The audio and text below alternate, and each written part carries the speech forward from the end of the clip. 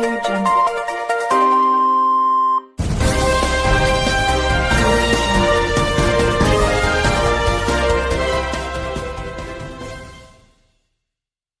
I want to thank you all for gracing this important event. The water sector as a whole is increasingly becoming of high value interest to our government. And I would like to begin tonight by contextualizing this increased interest. When we took over the administration of this country, we decided to focus our energies and synergies on the economic reform agenda. Aside from the obvious benefits, this was the most developed sector, and we had a clear vision as to the direction we wanted to steer the country. The economic reform embraced fiscal austerity that impacted on all other sectors, in particular the security sector. The security and justice sector reform was also born out of this need. Similarly, good governance, sharing revenue responsibilities, transfers and spending powers to carry out public functions with our federal member states also led to the linkage between economic reform agenda and the inclusive politics agenda. Our reform path has ultimately led us to service delivery. In order for us to sustain the benefits of our reforms, to grow our economy, to improve key sectors, and most importantly, to enhance government legitimacy, it is inevitable that we also give due attention to the reform of the social service sector. While this sector is wide and will require critical attention, whether it is in regard to education or health, I have zeroed on water as it unlocks the most potential in the immediate term. In order to fully appreciate how significant water is in Somalia's reform and resilience efforts, I present to you a brief background. First, out of Somalia's estimated population of 15 million roughly, only 24% of the population is able to access improved water sources, one of the lowest in the world. Interestingly, the estimated available water in the country is 14.7 trillion liters, while our natural withdrawal rate is estimated at 3.3 trillion liters. I'm sure the reasons are obvious to many here tonight, least of which is inadequate infrastructure and poor quality of water supply systems. But what is very clear is that water is not entirely scarce, but infrastructure, institutions, and systems are lacking.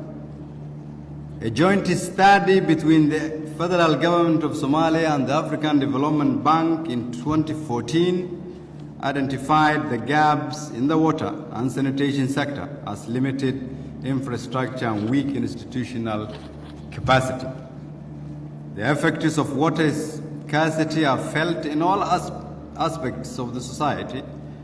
It is a major impediment to our economic growth and recovery initiatives, as it denies us the opportunity to maximize output in agriculture, business, and livestock. In the security domain, scarce resource repeatedly contributed to tensions and even violent confrontations among pastoralist communities, leading to an already fragile context even far more fragile. The severe and very difficult droughts that we face also make the victims susceptible to recruitment into violent and terrorist groups. Yet, millions of donor funds are annually spent on water resource interventions. Ladies and gentlemen and colleagues, excellencies, I would therefore like to thank today or tonight those here who have made substantial contributions to this sector and who are still trying to make a tangible impact.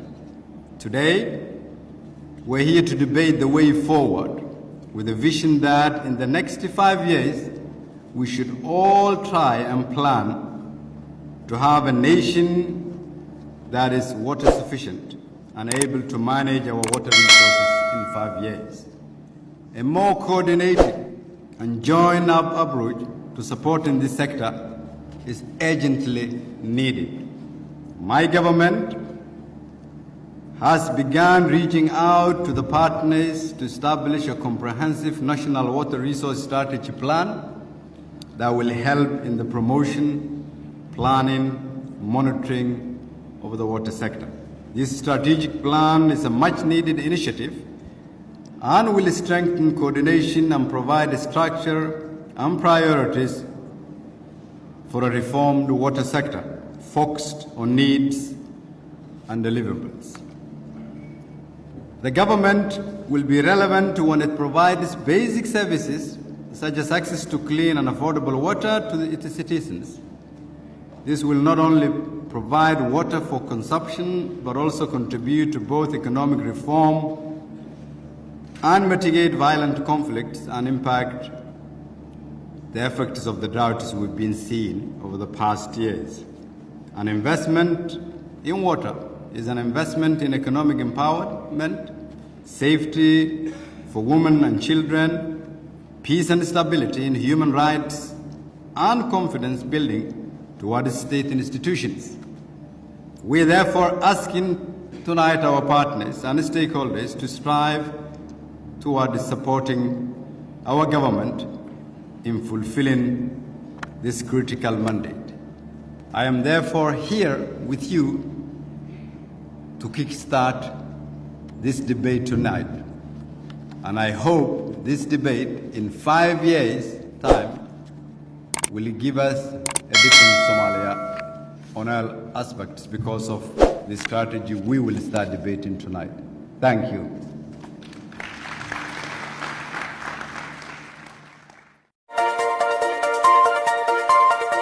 Audio Jungle.